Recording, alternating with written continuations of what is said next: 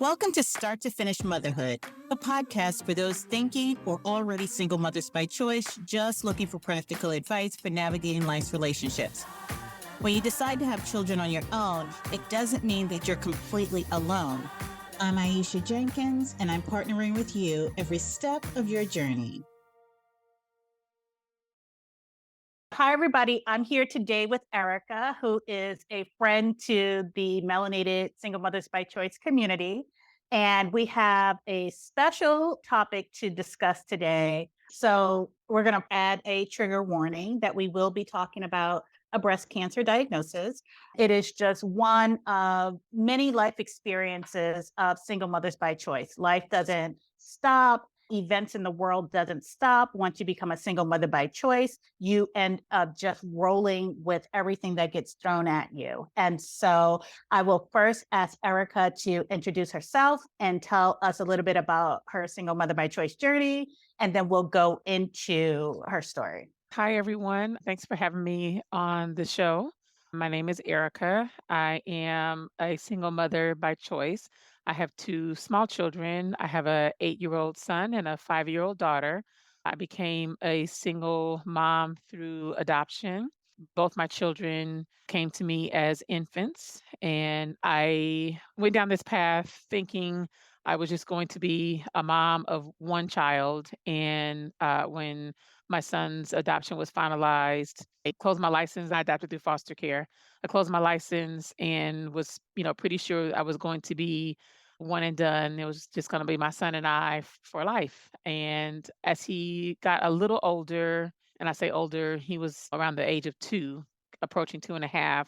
I started to have some thoughts about a second child, more so for his benefit than mine. I was just concerned about him growing up as an only child because that was not my experience. I have an older sister who I'm extremely close with. And just at that stage of my son's life, I was thinking, feeling sad for him that he wasn't going to have that sibling bond that I have with my sister. Fast forward literally maybe 2 months, I was notified that my son had a new biological baby sister. My immediate thought was not to take placement for her, but within a few days of learning about her, I started to have a change of heart on that and started to connect the dots that me finding out about her was the answer to the question of my son being an only child and what happens if, or what happens when. I was really concerned about if and when, more so when, not if, because we all have to go one day. When I pass on, my son would be here by himself and not have the connection to a sibling I have. So I decided to go ahead and proceed with placement for my daughter, who at the time was a little over 2 months old. And we were now a family of 3. And about months later, I was diagnosed with breast cancer. So I had a baby, not quite 1 year old yet, and a 3-year-old son. And I was facing the battle for my life. And here we are today. Now, 4 years later, here we are today. Erika is a survivor, and thank you for coming on to talk with us. And thank you for your courage. And so, to ground the episode, I just want to make sure that you're okay and you're in the right headspace to talk about it. And what are your ground rules for having this conversation with anyone? That's a great question. I'm very much an open book with my life, and particularly with things now around my breast cancer journey and around my parenting journey, particularly my choice to become a single mother by choice and my choice to do so via adoption. And then even the next layer of that to do so via foster adoption. I've always tried to share with other women what those paths have looked like for me, just because I found it helpful for me when I had those resources, just people to talk to, just to clarify things. I don't know that I necessarily have any ground rules, except just maybe just be patient with me when I become emotional, because all of it's very big, if for lack of a better word. I like what you said at the top of us engaging around this conversation, where you said that there's a particular outlook that you have when you have these conversations, that you're intentional about certain things. And certain conversations that you're going to have. And so I think of it the same way as someone who has experienced loss. And it's people say stupid things, they ask stupid questions. And so to set the foundation for this conversation, what is your framing for having these types of conversations with other people? I personally and intentionally try to stay away from the statistics around things just because they don't serve me well in my ability to cope with it all. That was a very specific decision I made early in my journey. I really don't want to hear about, statistically speaking, you only have X number of days, months, or whatever, or this many women win the battle and this many don't. Because when I'm in it, as far as me and my life, it's 100%. I have a 100% chance of beating it, and I for sure have a 100% chance that it's going to be a difficult journey. I decided early on just to be as positive as possible and not get caught up in the numbers, because whatever it is for me in that day, that day, that moment, that portion of my fight, it is 100%. That's what I needed to do to manage the anxiety and the fear that I was facing through all of it. Okay. All right. So take us through the day, the weeks leading up to your diagnosis. Sure. Let's see. I think most women know, and if you don't know, it's important to know that the medical community, for all of their, what I feel is more so business related reasons, has moved away from the recommendation for women to have mammograms every year. Whether it's every other year, every 5 years, whatever you have been told by your provider, that's what their guidelines are. Mine at the time was every other year, and that never sat well with me. So I continued to get mine every year. Also, to note, I started getting my mammograms before the age of 40 because that was around the time that I was thinking about my motherhood journey and what that might look like. And I had very candid and open conversations with my doctor back then when she was really encouraging me to figure out what is it that I wanted to do as far as becoming a mother, because I don't have all the time in the world. I'm not some celebrity that has endless financial resources to be able to figure out a way to birth a baby at the age of 57. So she was very candid with me, probably around the age of 35, which in hindsight probably was later than it should have been. But I'm just very grateful that she was very frank with me. If I wanted to become a mother, figure it out. So I started to think about it. And then probably around the age of 37, 38, when I was really figuring out, okay, how are we going to do this? I felt that it was quite possible that I would either be pregnant or just had given birth and potentially still nursing when I turned 40, and therefore would not be able to get my mammogram, quote unquote, on time. I talked with her about that and she agreed. And we decided to get that first baseline mammogram at 38, I think. Yeah, 38 was my first one. And from that point, I continued to get them every year, even though the recommendation was every other year. Fast forward to age, I had already previously had one concern on the mammogram. I had to have a biopsy. That might have been around the age of 42-ish. Everything was fine, move on with life. Then 44, which was supposed to be my off year for not have a mammogram, but I still did. That's when my breast cancer was discovered. So in speaking with my doctor about the timing of getting my first mammogram at 40, thinking that if my plans went according to plan, I could very well be either pregnant at the age of 40 or having had just given birth and potentially still be nursing at the age of 40, which would delay my first baseline mammogram. Given all of that, she and I agreed to have my first mammogram early to get the baseline kind of reading and know where things were. And that first mammogram happened at age 38-ish, I believe. I continued to get my mammogram annually. And full disclosure, I was never good about monthly breast exams, as I absolutely should have been.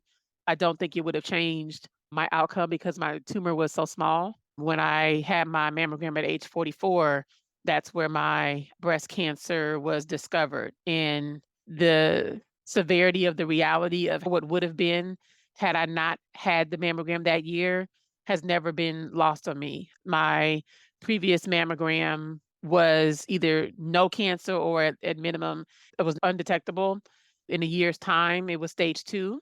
It's clear to me where things could have been had I missed my mammogram that year. I was diagnosed with what's called triple negative breast cancer, which is the most aggressive and deadliest breast cancer. My providers made several mentions of the fact that I was under the age of 45 when getting that because it's more common to have that type of breast cancer above the age of 45. Unfortunately, triple negative breast cancer is starting to rear its head more often, and it's showing up, from what I understand, of the population of women that have triple negative breast cancer, the numbers of Black women in that pool is growing. And breast cancer is unfortunate across the board, but that's a big one. So, can you explain to us what is triple negative breast cancer? Yes, triple negative breast cancer. There's 3, what do I wanna call them, receptors in the breast cancer space, and I may be getting this slightly off, but this is the best understanding that I have.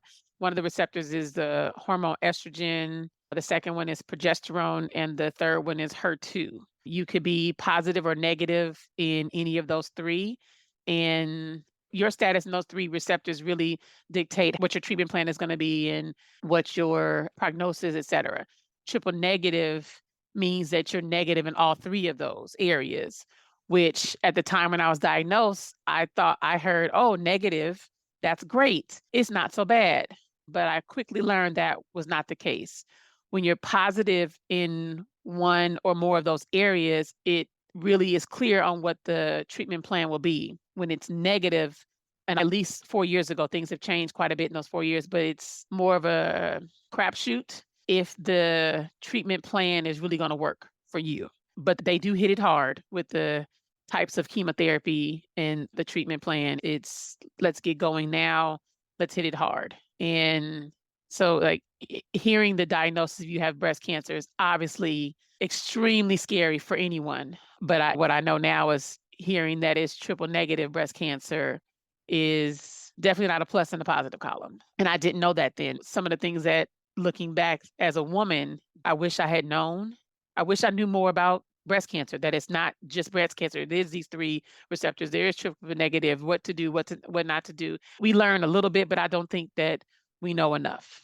So, before we get into things that you wish you knew that would have been helpful at the time, let's go back to that day when you got your diagnosis, right? Because as single mothers by choice, we were typically level headed, even keeled. But when you get some news that you're not expecting, it can sometimes throw you for a loop. So, can you take us through what that experience was like and then how you proceeded that next hour? I absolutely can. It took a uncomfortably long period of time for me to get my biopsy results back because I had the mammogram, I had to get a biopsy, got the biopsy, and just the results just took too long. The previous time where I had a biopsy, results came back pretty quickly. So in my mind, I had started to calculate, well, something must be wrong because if everything was fine, you get that, oh, everything's fine phone call pretty quickly. But if something's wrong, they may have to retest and retest. So I had painted all this picture in my mind that something must be wrong because it's taking too long. So one Monday morning,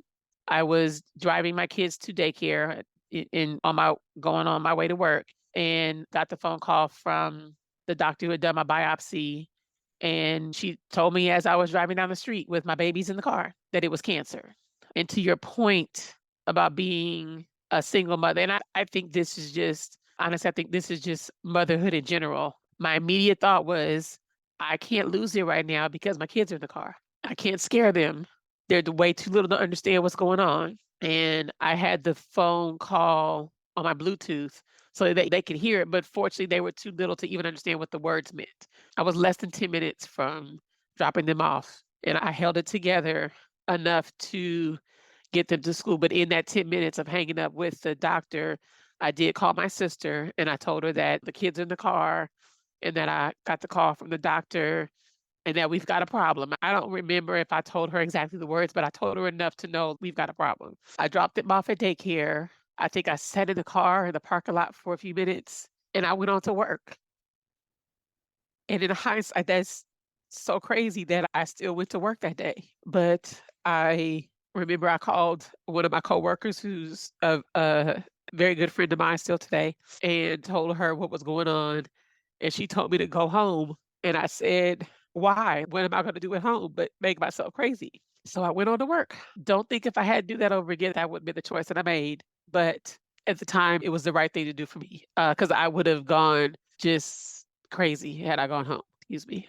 So I went on to work, and fortunately, I worked with in a very small group of women, and we all worked in one closed off space together, completely private, so we could shut the door. We would always talk about everything. So it was completely safe to go in there and just tell the group of 6 of us that I just found out I had breast cancer.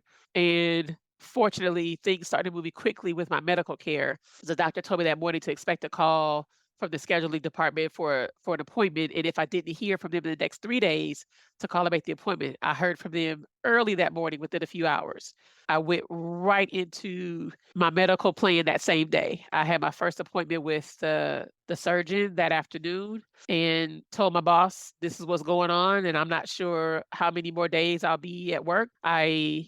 It just, needless to say, things started moving quickly and very immediately, which was very good and had some thorns because of it at the same time. But I didn't have time to sit in the what if because I started to get information pretty immediately. That afternoon is when was told that it was triple negative and what that meant.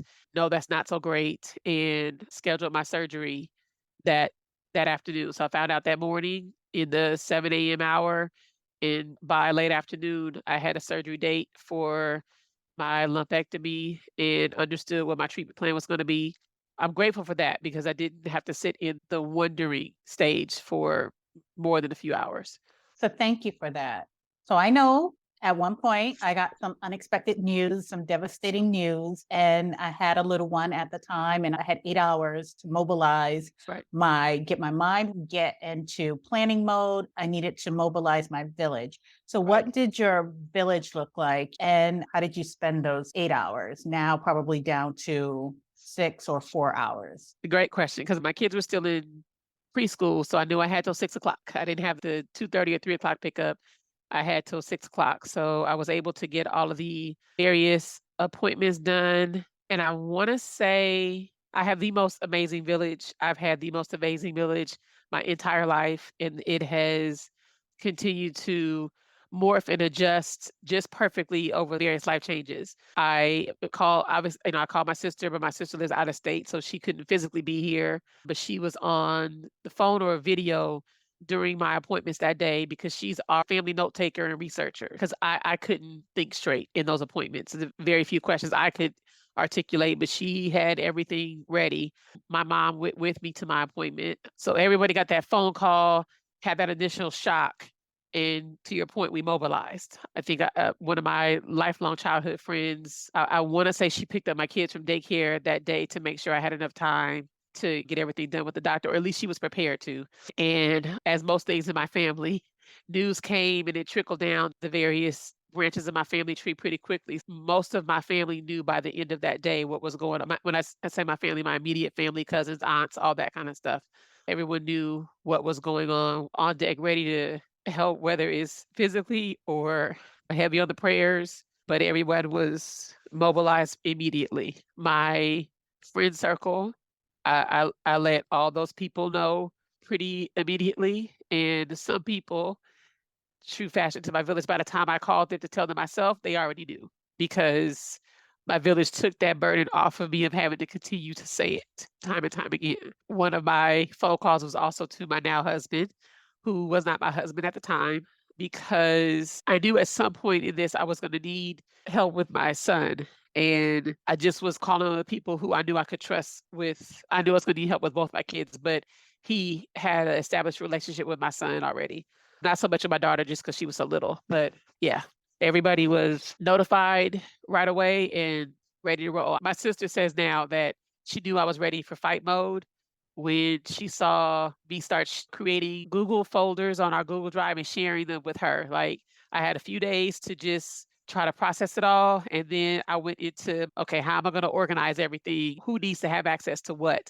So she said when she saw one day at work, when she saw notifications that Erica has saved X breast cancer file with you on Google Drive, she said right then, she said, okay, she's ready to fight. And that was true. I was ready to go. Okay, so you got your diagnosis, you mobilized your village, you were starting to put together what your plan of action was, the information that you needed. And I know for me, when I do these things, it's given me something to do with that idle mind and that idle time in between scheduling appointments and actually going through surgery and treatment. Could we shift and talk a little bit about what life was like as you were going through the treatments and as you were, because while you are a parent as well, there's still the Erica in this that needs to be taken care of. So how Mhm. did you navigate the time that you were going through treatment? Yeah. I remember in the earlier conversations with my oncologist as far as what treatment was going to look like, how long I was going to be in treatment, which initially he told me to be 6 months, a 6 month treatment plan. I really thought that I was just going to be off work for 2 weeks for my first surgery, which was my lumpectomy, and take the 2 weeks to recover. And I'd be able to return to work, parent my two babies, and undergo chemo. He said, "Probably not." He said, "If there's any room for you to be on full disability for the time, that's what he would recommend." In typical Erica format, I was like, I'll be fine." My father had a cancer battle at that time, about 15 years prior to that, and he still worked around his chemo. And so I thought I can do the same thing because my dad did it. But again, that different type of cancer, different type of chemo, different person, just a completely different people handle things differently and the chemo affects them differently. I took a leave of absence from work with the plan that, oh, I'll be back in a couple of weeks after the surgery. But in those 2 weeks, I started to have a mind shift of, if I don't make it, how do I want what do I want these potentially last months or year, whatever, to look like? And it wasn't working. The lumpectomy itself wasn't tough on me. I have a really high tolerance for pain, so it was outpatient, had the surgery, was home that night, and my mother probably had to force me to rest because I was still trying to do my thing. But it took about a month between my lumpectomy and my first chemo treatment, and my doctor talked me into at least getting through the first couple of treatments to see how I tolerate it before I decide if I'm gonna go back to work or make any decisions about this whole 6 months. He said, "Let's just take things one step at a time." And when I decided to just remain off, I'm glad I did that, because if I was going to be taken from my babies or taken from my family, I wanted to make the absolute best of that time and not have to spend hours at work for no reason at all. Fortunately, I live in a state that has state disability, and I had supplemental disability plans, which I'm a firm believer in, which enabled me from a financial aspect not to have to work during that time. So I had my treatments and I was okay.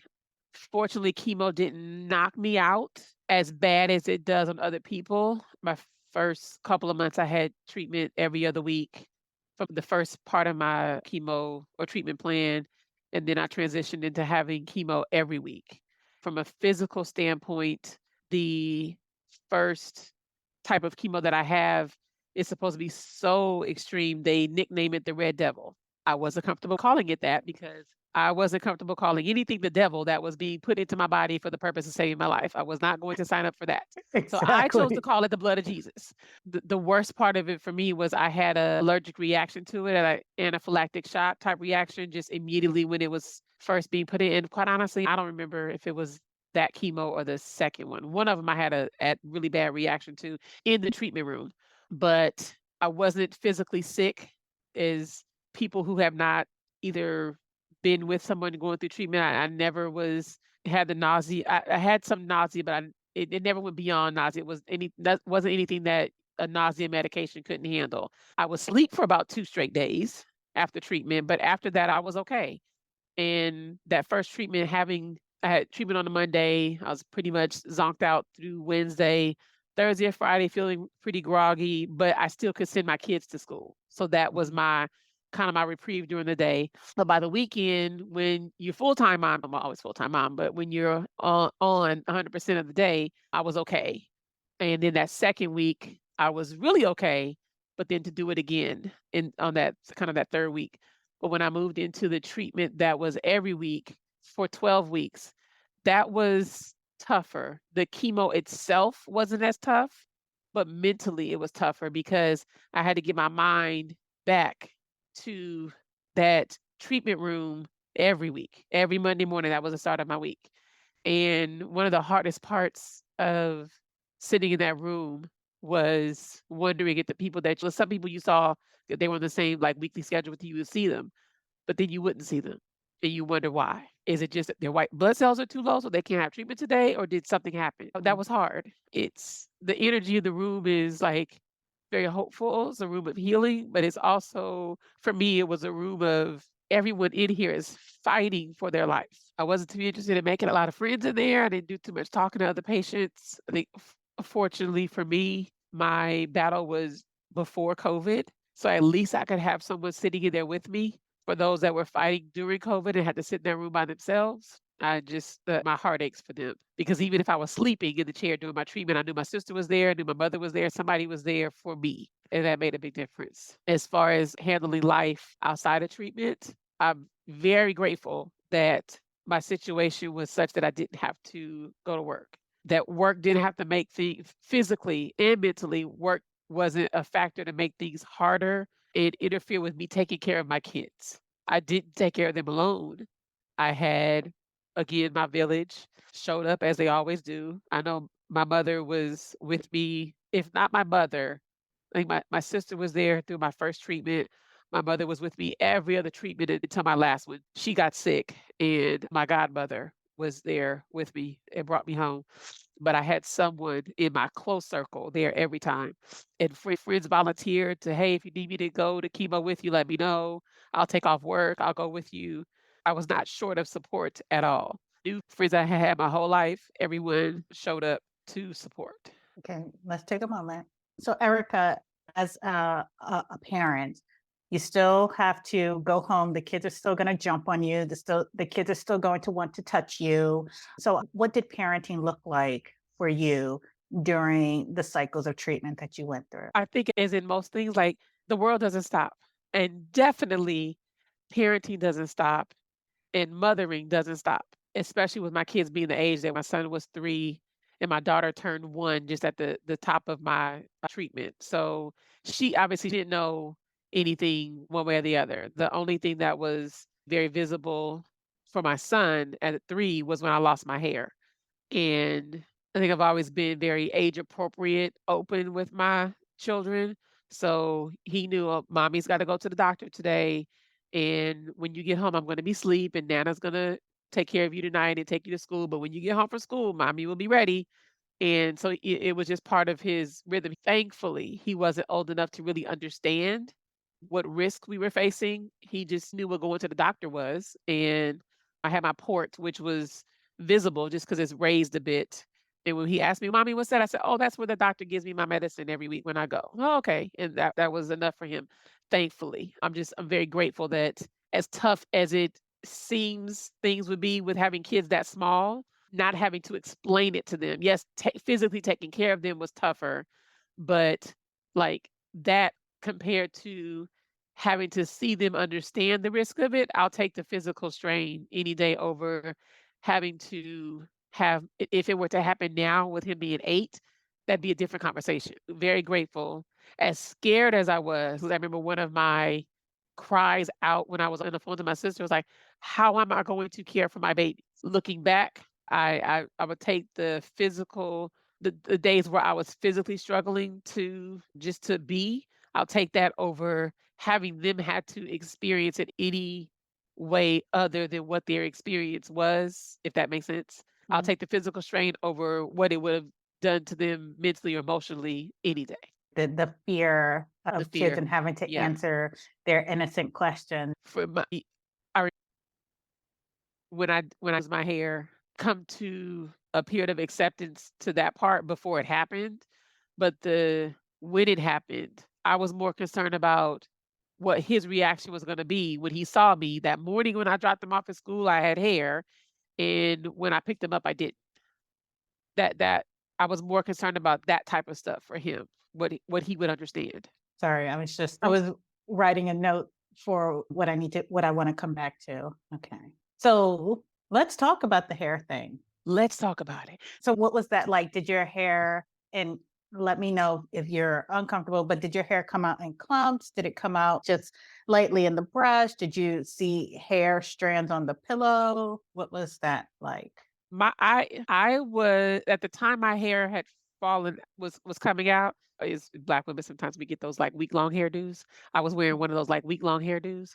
Mhm. So I didn't see the strands and everything coming out. Every triple negative breast cancer Facebook group that I was in, everyone said your hair is going to come out between day 12 and day 15. That's just that's what it was. And I had my hair done because I was taking photos with my kids. Intentionally, I wanted some professional photos done, and so my hair was up in this large bun around those days. I was actually, no, I did that myself. So when I was combing my hair to put it in the bun, just that like ton of hair came out in the comb. I was like, okay, this is it. And I had made arrangements when I was in my these stages. I had called the girl that was doing my hair at the time, told her what was going on, and I said, the day I see a sign of my hair coming out, I don't care if I gotta come in there at 11 o'clock at night after your day, I need you to fit me in to shave my hair. I did not wanna go through the days and days of just coming out. Like, I didn't wanna see all that. My hair was up in a bun, and I could tell it was coming out because, like, my hairline was separating from my head. So if I tugged on the bun a little bit, I can see my whole hairline. So I said, "Okay." And that was the morning of the pictures. I just let it sounds crazy, but I just Laid it let down. it sit on my head. I took the Mhm. pictures, and then when I took my hair down to comb it, that's when I had the clump of hair in the comb. And I text her, and as promised, she fit me in that day. Fortunately, the salon was empty and it was just the two of us. And so when she was taking my hair down, she noticed I had several bald patches already that had likely come out with the bun. So she shaved my head clean that day. Like I said, I dropped my kids off to school that morning with hair. And by the time I picked them up, I did not have hair, but I went straight into a wig because I just thought it would be too traumatic for him. If it was going to be traumatic for him, I didn't want it to be traumatic at school. I wanted it to Right. be at home where we were safe and all that. So I remember sitting there in the chair and she had my back to the mirror and I'm just sobbing, crying. As Black women, but particularly Black women, our hair is such a thing. It's such a thing. And I had done research on what's called cold capping, where you wear this cap that has tubing in it that runs ice water through, Mhm. in for lack of a better word, maybe massages your scalp with this ice water to save your hair. I'll do that because everything just has a solution. "Oh, yeah, I'll do that. I'll save my hair, blah, blah, blah, blah, blah." Then I learned the cost of that, and I was like, maybe not. I don't know that I love my hair that much." And I've never felt, like, great about my hair, like, my whole life. I was like, "Oh, yeah, my hair is nice on the day I get it done," but I never except when my hair one time in my life, my hair was super short. I've never just felt great, like, my hair is just fabulous. Losing it and starting over was fine with me. It was that time of being bald that just looking towards that was traumatic for me. But she finished cutting my hair and she turned me around and look at myself in the mirror and I absolutely loved it. I was like, "Oh, I look pretty good this way." My head was perfectly shaped Uh-huh. and I dug in my purse and found the brightest lipstick I can find and I put some hoops on and I strutted out of that salon. I think that was one of the moments where it was like, okay, I can do this. It was supposed to be so scary. I had one chemo treatment by then. I made it through that. I did the hair loss. I actually like it. That first few weeks, I was getting head turns at the Home Depot or, oh, she's stunning. So many people thought said I looked stunning with bald head. I was like, okay, it was good for my ego and it was good for me mentally and emotionally during the treatment process. Because what was supposed to be one of the big scary things was not only okay, it was great. I took so many pictures of myself just with rocking that bald head. I was loving it until my eyebrows and my eyelashes fell out. Okay. But until then, I was just you couldn't tell me nothing. Oh, all right. So you went through your treatments, you lost your hair. And so let's talk about re-entering life. You went through your treatments, you got the lumpectomy.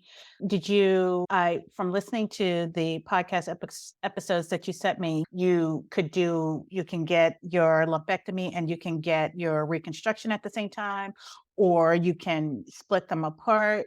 What did you do? So let's talk about life after you got the lumps removed, and so let's talk about life Yeah. after. So just a quick run through my timeline. I had the lumpectomy first. It was a 30-day period between that and starting my chemo treatments. My chemo went for about 6.5 months. Then I had another month between finishing chemo and going in for my double mastectomy. And I had decided with surgeon and my plastic surgeon, I had decided early on with them that yes, I was getting double mastectomy and that my end goal was to get what's called a deep flap procedure. But the plastic surgeon, although agreed with the deep flap, said I needed to lose a pretty significant amount of weight before he would do that intensive surgery. So our kind of temporary in between plan was to go get my mastectomy, go straight to implants and have the implants until I was ready for the deep flap. Now I could have stayed flat during that time while I lost weight, but I knew for me emotionally that was not a good choice for me. And so I went straight to implants and my plan was to start working on losing weight right away and I would see him the following summer for the deep flap. The following summer was the pandemic. Obviously, while the surgery wasn't considered elective, it wasn't priority as compared to people who were actively undergoing treatment as far as what they were saving the hospital space and all the things. No brainer what was going on then. So that was 2 summers of waiting and then life kept happening and I had to lose the weight. So eventually I did have the deep flap surgery, which was to remove the implants and transfer fat from other areas of your body, typically your abdominal area, to recreate breasts that feel much more natural than implants. Some of the things that like I wish. Let's stop for a second. Mhm. I don't know if this is where we transition into this. Okay, so I know that you can get the implants, you can pull fat from other parts of your body. So you went with the Mhm. pulling fat from the other parts of your body.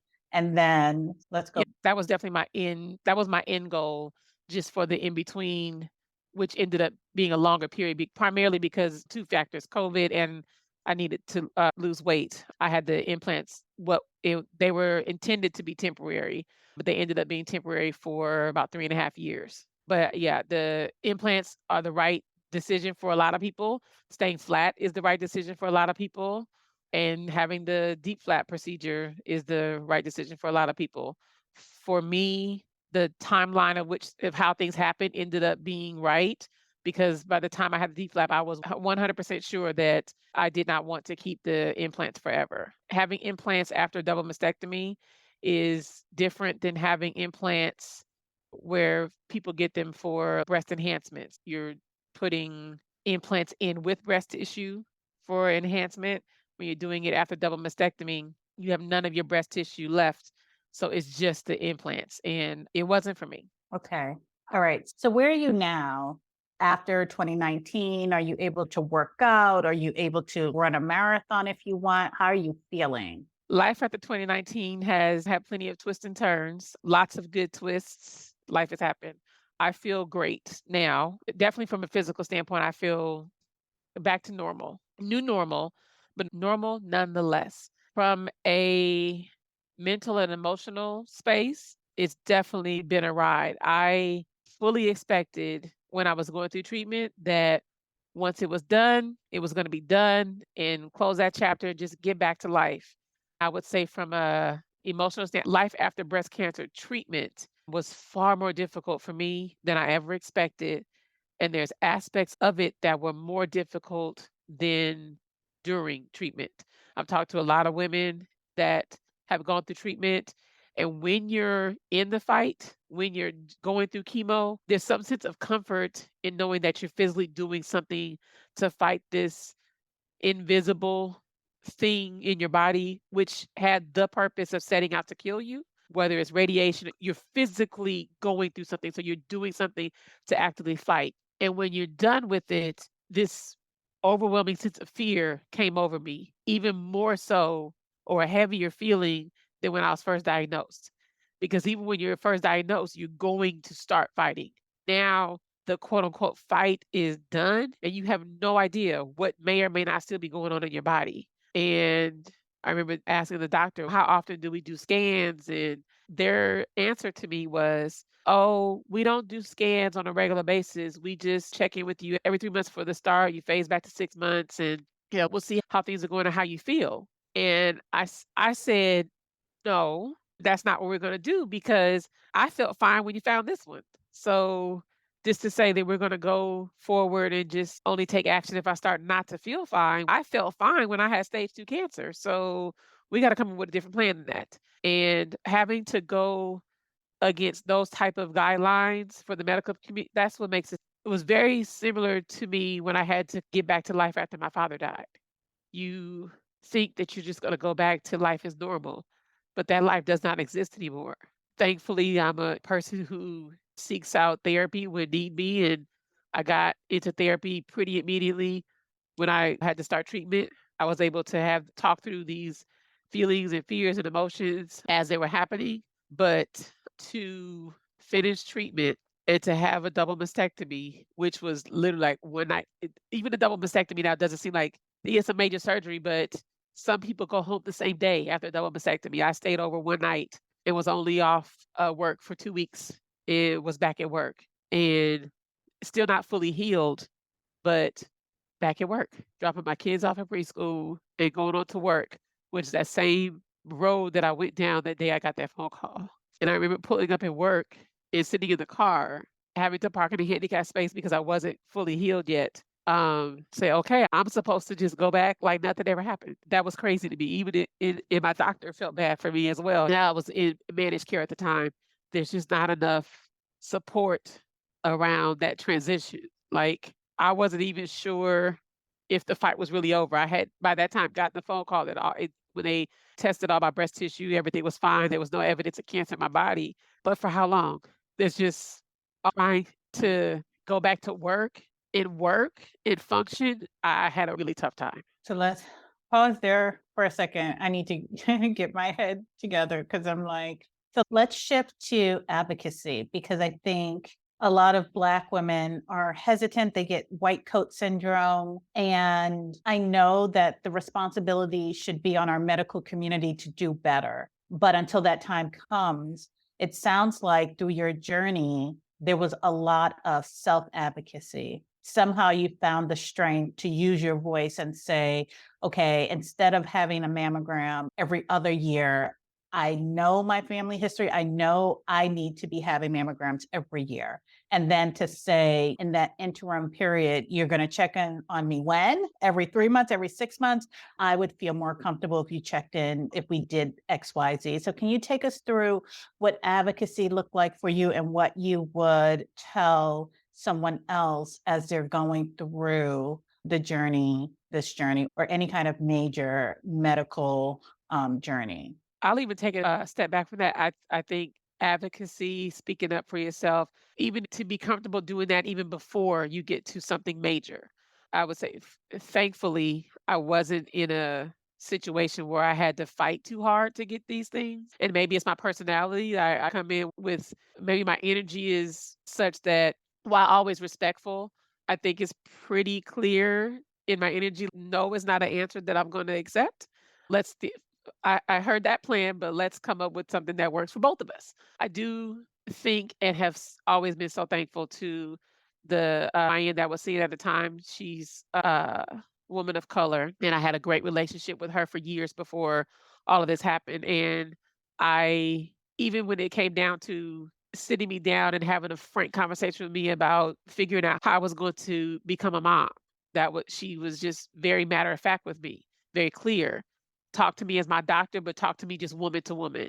Because you talked to me about my timing of becoming a mom, my thought is this is what it means for my mammogram. And it was never any sort of pushback from her. It was always, she said, it makes perfect sense. And she said, Erica, I'm proud of you for thinking ahead in that space because that told her one, I was taking heed to the conversation we had or we had been having about my motherhood journey. And she never pushed back on me for any test I ever wanted, but particularly that one.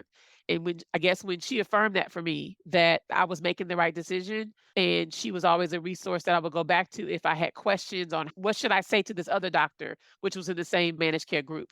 And my personal experience, thankfully, I didn't experience like a huge negative thing with the white coat syndrome. Probably just again, my personality is just such that no, we gotta heard that. Now let's come up with Mhm. plan Mhm. B till we find something that works for everyone. And I think the other thing that was helpful to me, it falls into my village because one of my girlfriends who also had a breast cancer battle that unfortunately she didn't, I don't want to say she didn't win because she gets to go be with God, but her ending was different than mine. I'll say it like that.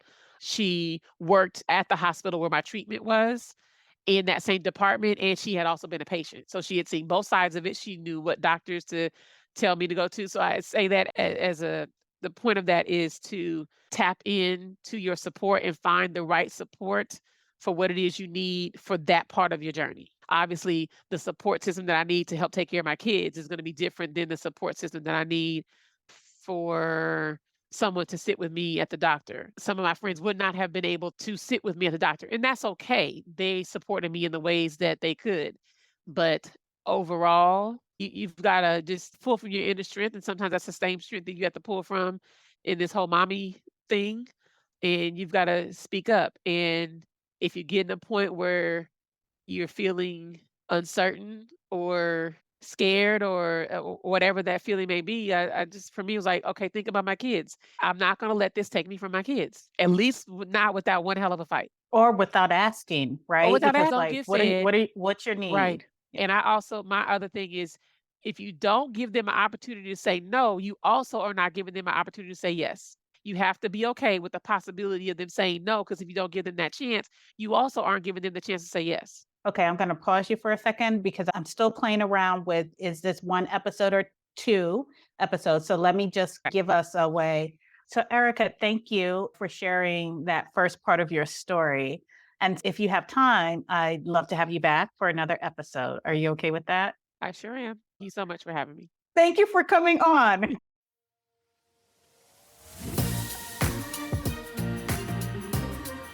Thanks for listening to Start to Finish Motherhood with Aisha. If you want to keep the conversation going, follow Start to Finish Motherhood on Instagram or email me at aisha@starttofinishmotherhood.com. If you love this episode, please share it with anyone who's thinking of becoming a single mother by choice, anyone who's already parenting as a single mother by choice and just looking for advice on navigating it all, or a friend or family member who's looking to support someone else's single mother by choice journey. Until next time, bye now.